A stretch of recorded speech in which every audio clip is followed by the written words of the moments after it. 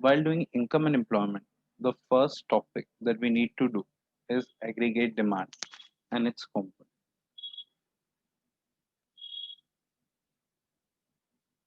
Aggregate demand and its components. अब ये topic कराने के लिए जो पहला सवाल आता है कि एग्रीगेट डिमांड होती, तो ये सवाल का जवाब देने के लिए मैं आपसे एक सवाल पूछता हूँ। मुझे एक बात बताओ, डिमांड का मतलब क्या होता है? कोई भी बच्चा क्लास 11th में सबसे पहला टॉपिक ये पढ़ा होगा, डिमांड का मतलब क्या होता है?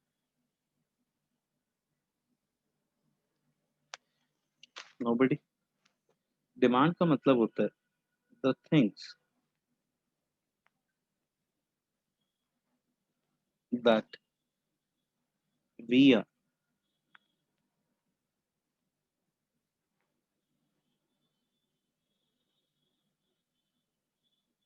willing to buy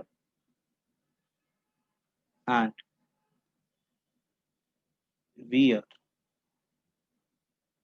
having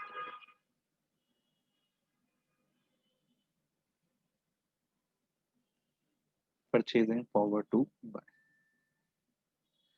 demand होती है desire backed by purchasing power.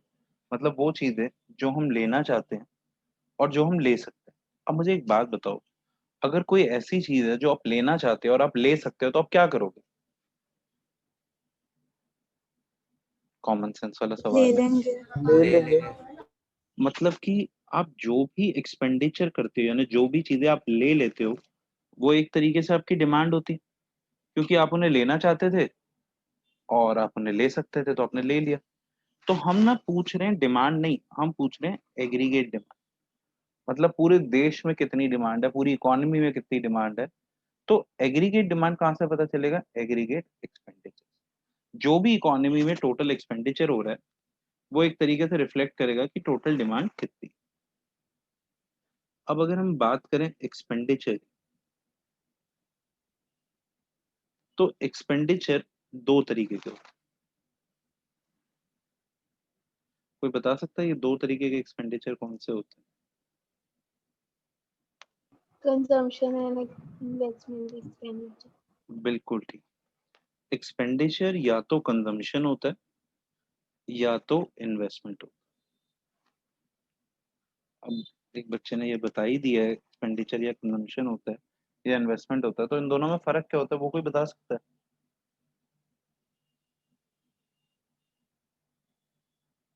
हम्म?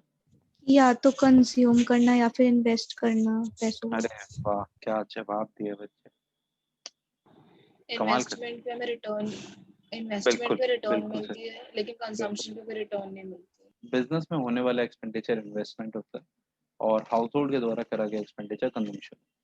अगर एसी आपके घर पे लगा है तो वो कंजम्पशन है, बट अगर आपके ऑफिस में लगा है तो वो इन्वेस्टमेंट है। ठीक है, ओके, बिल्कुल सही। रिटर्न दे तो इन्वेस्टमेंट, रिटर्न ना दे तो कंजम्पशन। अब इकोनॉमी में अगर मैं बात करूं सेक्टर्स की, तो on the basis of ownership दो सेक्टर्स, एक होता है प्राइवेट सेक्टर और एक होता है पब्लिक सेक्टर, जिसे हम गवर्नमेंट भी कहते हैं। ठीक है, तो अगर हमें पूरा टोटल एक्सपेंडिचर इकोनॉमी का समझना है, तो हम सबसे पहली चीज क्या ले लेते हैं कि प्राइवेट सेक्टर कितना कंजम्पशन पे एक्सपेंडिचर करता है। तो हम ले लेते हैं प्राइवेट कंजम्पशन एक्सपेंडिचर या फिर प्राइवेट कंजम्पशन डिमांड। अब प्राइवेट कंजम्पशन एक्सपेंडिचर या फिर प्राइवेट कंजम्पशन डिमांड जो है, वो रिफ्लेक्ट करती है कि प्राइवेट सेक्टर कितना अपने हाउस होल्ड में खर्चा करता है। फिर प्राइवेट वाले लोग इन्वेस्टमेंट एक्सपेंडिचर भी करते हैं। तो हम अगली चीज ले लेते हैं प्राइवेट इन्वेस्टमेंट एक्सपेंडिचर या फिर प्राइवेट इन्वेस्टमेंट डिमांड। इसे रिफ्लेक्ट करता है सी, इसे रिफ्लेक्ट करता है आई।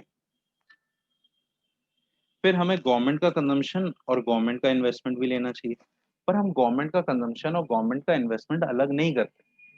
क्योंकि प्राइवेट में कंजम्पशन करने वाले हैं हाउस होल्ड, इन्वेस्टमेंट करने वाले हैं फर्म, ये अलग लोग हैं। पर गवर्नमेंट तो एक ही है। वही गवर्नमेंट या तो कंजम्पशन एक्सपेंडिचर भी कर देती है, इन्वेस्टमेंट भी कर देती है। इन्वेस्टमेंट एक्सपेंडिचर कर देती है जब road, school, hospital, bridge, dam बना देती है। पर जब इन्हें मेंटेन करती है तो कंजम्पशन एक्सपेंडिचर कर देती है। तो वो तो एक ही है ना गवर्नमेंट, और उसका तो सारा का सारा जो खाता है वो डायरेक्टली मिल सकता है। तो इसीलिए हम थर्ड पॉइंट बना देते हैं government purchase of goods and service, और इसे डिनोट कर देते हैं जी से। ठीक है, अब मुझे एक बात बताओ। हम्म, प्राइवेट का हमने खर्चा ले लिया, गवर्नमेंट का खर्चा ले लिया। अब ये जो 3 पॉइंट है ना, ये एक्सपेंडिचर बता रहे हैं जो इकोनॉमी में हो रहा है, और वो एक्सपेंडिचर बता रहे हैं तो उससे पता चल रहा है इकोनॉमी में कितनी डिमांड हुई। एक बात बताओ, इंडिया का गुड कभी अब्रॉड में डिमांड करा जाता है क्या? Yes, sir. डिमांड करा जाता है।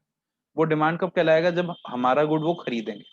तो अगर एक फिरंगी हिंदुस्तानी गुड खरीदता है तो उसे क्या कहते हैं? एक्सपोर्ट। एक्सपोर्ट।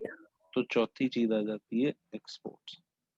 ओके, अच्छा एक बात बताओ, हम उनके गुड्स खरीदते हैं, यस सर। Yes sir. उसे क्या कहते हैं? इम्पोर्ट। इंपोर्ट। तो उसे हम माइनस कर देते हैं। एक्सपोर्ट को एक्स डिनोट करता है, इंपोर्ट को एम करता है, तो माइनस कर देते हैं। तो क्या बच गया? Net net Net export. Export. तो हमें एक बात पता चली, अगर हमें हमारी इकोनॉमी की एग्रीगेट डिमांड पता करनी है तो हम पहले कंजम्पशन एक्सपेंडिचर ले लें, फिर हम इन्वेस्टमेंट एक्सपेंडिचर ले लें, फिर हम government purchase of goods and services ले लें, और फिर हम नेट एक्सपोर्ट। ठीक है, okay. But in two sector model, हम ना यहाँ पे टू सेक्टर मॉडल पढ़ रहे हैं। हम यहाँ पे पूरा नहीं पढ़ रहे हैं, हम यहाँ पे टू सेक्टर मॉडल पढ़ रहे हैं। और इन टू सेक्टर मॉडल क्या कहते हैं, क्या कुछ अजम्पशंस होती हैं, अजम्पशंस होती हैं, अजम्पशंस को शॉर्ट में नहीं लिख।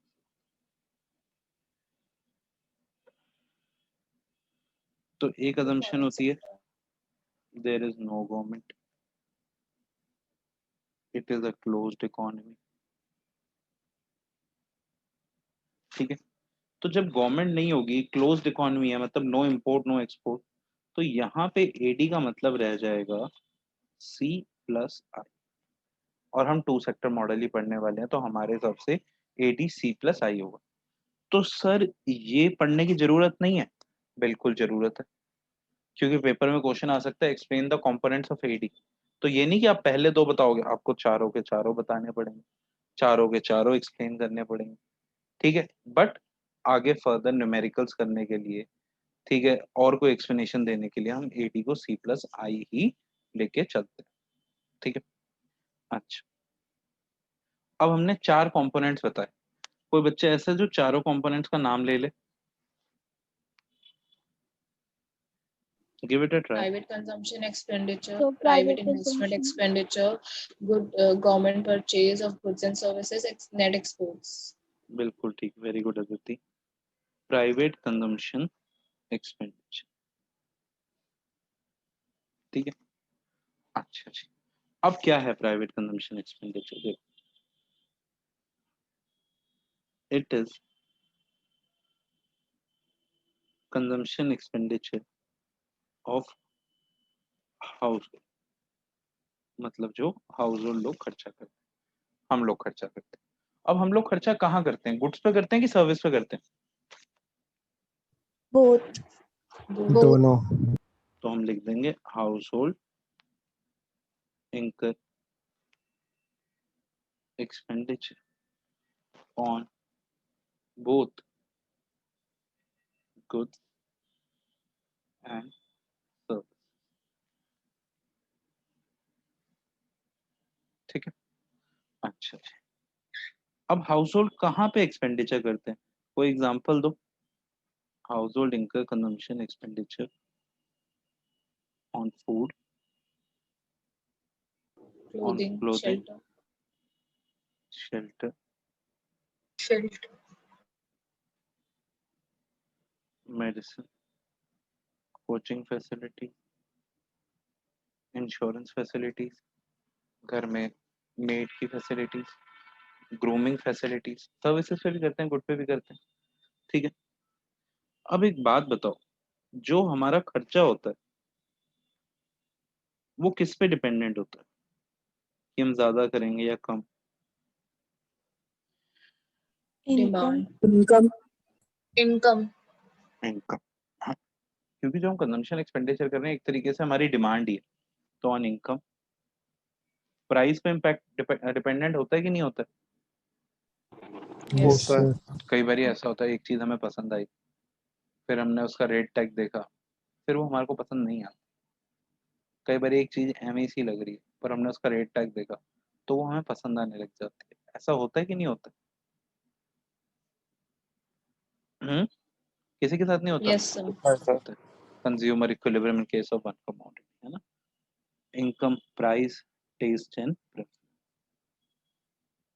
अच्छा, पर सबसे मेन फैक्टर कंजम्पशन के लिए क्या होता है? सबसे मेन जिसपे हमारा खर्चा डिपेंडेंट होता Income. income, है? इनकम, बिल्कुल सही। The main factor is income.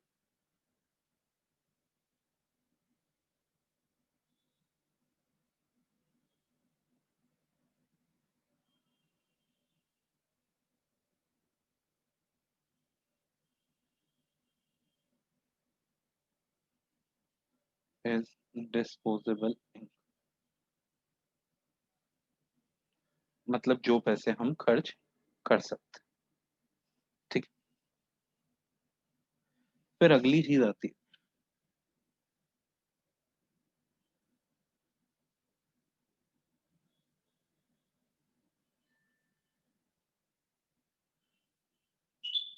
Private investment expenditure. Investment कौन करता है बेटा? firm, business, business business, firms, बिल्कुल सही। फॉर्म्स करते हैं, ये बात याद रखना, हाउस होल्ड नहीं करते।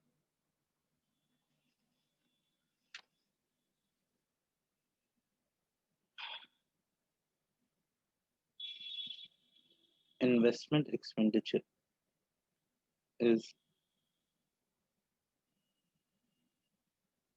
incurred by private entrepreneur, ठीक है। Investment expenditure is for creation of new asset or addition to existing stock। इसका मतलब क्या होता है, कोई बच्चा बता पाएगा?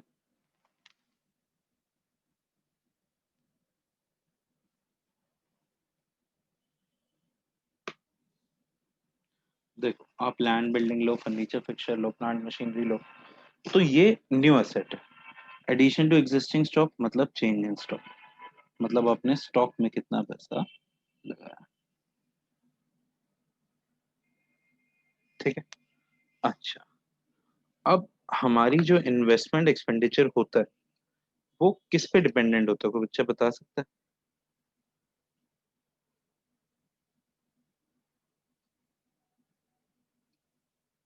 हम्म,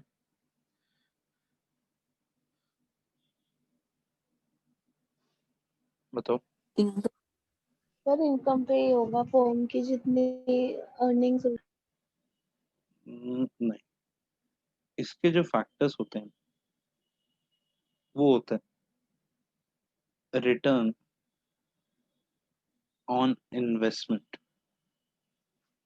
एंड रेट ऑफ इंटरेस्ट। देखो, जब हम बिजनेस करते हैं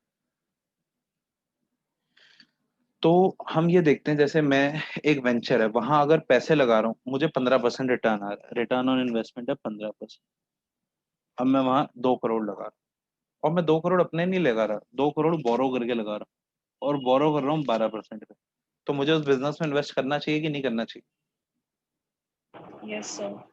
अच्छा, पर अगर रिटर्न 10% हो तो? No No. सर।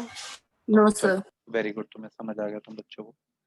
अब गेम पता है क्या बच्चे, रिटर्न ऑन इन्वेस्टमेंट जो है ना, ये बीएसटी का वर्ड है, ये इको का वर्ड नहीं है। ठीक है, तो हम इको में कैसे लिखें? इको में रिटर्न ऑन इन्वेस्टमेंट को ना अलग नाम दिया हुआ है। इको में इसको नाम दिया हुआ है marginal efficiency of investment, MEI। इसे MEC भी कह देते हैं, मार्जिनल एफिशिएंसी ऑफ कैपिटल। हम इन्हें कंपेयर करते हैं, अगर रिटर्न ज्यादा है तो भैया इन्वेस्ट कर लो, रिटर्न कम है तो इन्वेस्ट मत करो। ठीक है, फिर अगली चीज आती है government purchase of goods and service. Government expenditure क्यों करती है? Public welfare. हाँ, government incur expenditure for collective welfare of society. ठीक है, government incur expenditure for collective welfare of society और satisfy the common needs of the society. अब government जब खर्चा करती है तो उसमें इन्वेस्टमेंट खर्चा भी होता है, Consumption. कंजम्पशन भी होता है। इन्वेस्टमेंट होता है जब गवर्नमेंट रोड बनाती, जब गवर्नमेंट स्कूल बनाती,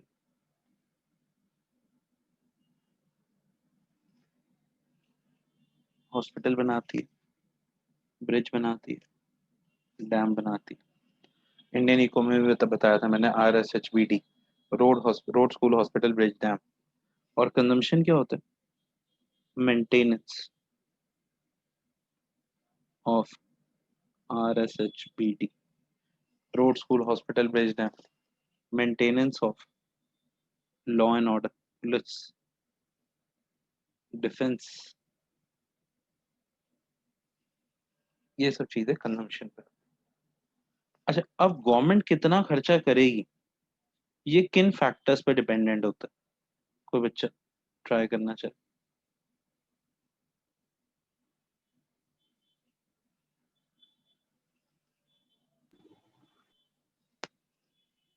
सबसे पहले स्टेट ऑफ इंफ्रास्ट्रक्चर, देश का हाल क्या है, पॉलिटिकल कंडीशन क्या है देश की। स्टेबल होएगी आप ज्यादा खर्चा कर सकते हो। ठीक है, और ऑब्जेक्टिव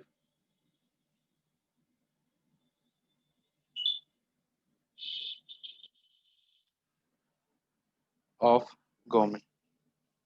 ठीक है, जो गवर्नमेंट के अपने ऑब्जेक्टिव्स होते हैं बजट में, उन पे डिपेंडेंट होता है। ये बात समझ आती है बच्चों?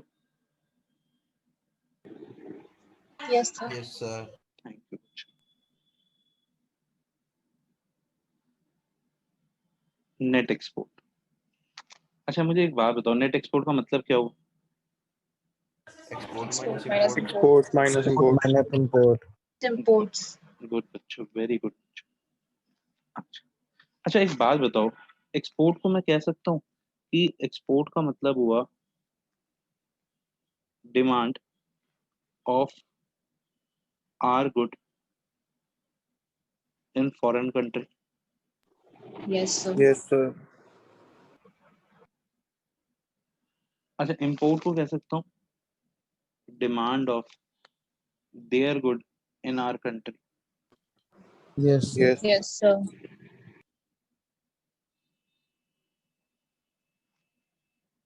अच्छा, अब मुझे नेट एक्सपोर्ट निकालना है, तो नेट एक्सपोर्ट निकालने के लिए मैं इसको ये कहूँगा excess of demand of our good. तो net export is excess of demand of our good in foreign country over demand of their good in our country. ठीक है, अब ऐसे कौन से फैक्टर्स हैं जो नेट एक्सपोर्ट को अफेक्ट कर, कि हम कितना इंपोर्ट करेंगे कितना एक्सपोर्ट करेंगे।